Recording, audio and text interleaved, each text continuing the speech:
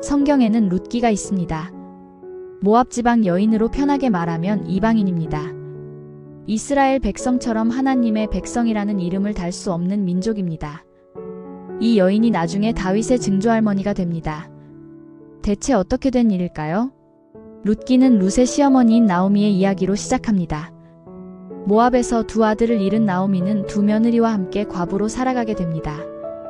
그때 하나님이 이스라엘의 백성들의 양식을 풍요롭게 하셨다는 이야기를 듣고 다시 본토로 돌아가고자 하며 며느리들에게 말합니다. 너희들은 너희 조상, 너희 부모에게로 돌아가라. 나와 함께 가는 것이 너무 힘들고 고통스러울 것이라고. 세 번의 권면 끝에 첫째 며느리인 오르바는 시어머니인 나오미에게 입 맞추고 떠나고 둘째 며느리인 룻은 끝까지 나오미와 함께 하겠다며 그녀를 붙쫓습니다. 계속 고향으로 돌아가라는 말에 룻은 이렇게까지 이야기합니다. 어머니께서 죽으시는 곳에서 나도 죽어 거기 묻힐 것이라. 만일 내가 죽는 일외에 어머니를 떠나면 여호와께서 내게 벌을 내리시고 더 내리시길 원하나이다 하는지라. 이렇게까지 이야기하니 그제야 나오미가 권면을 그칩니다. 룻은 고향으로 돌아갈 수 있었습니다. 평안한 삶을 누릴 수 있었습니다. 당장 갖출 수 있는 소속감과 안정감을 뒤로하고 나오미를 따르며 평생 시어머니와 같은 백성이 되리라 고백합니다. 룻이 후에 다윗의 증조할머니가 되는 결말을 알고 볼 때는 그리 대단한 일이 아닌 듯합니다. 하지만 안정적인 삶을 포기한다는 것은 결코 쉽지 않은 일입니다. 본국을 떠나 사랑하는 사람의 나라로 귀화하는 사람들이 있습니다.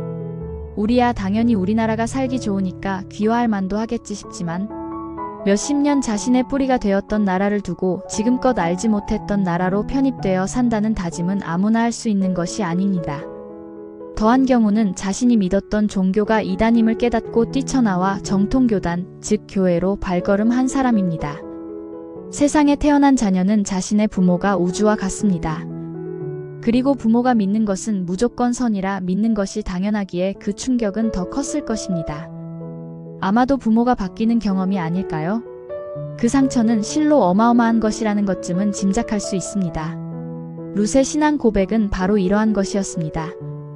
자신의 모든 것을 바꾸는 일이고 과부로서의 삶을 온전히 받아들이겠다는 결심이며 시어머니를 통해 알게 된 하나님을 평생을 걸고 사모하고자 결단하는 일이었습니다.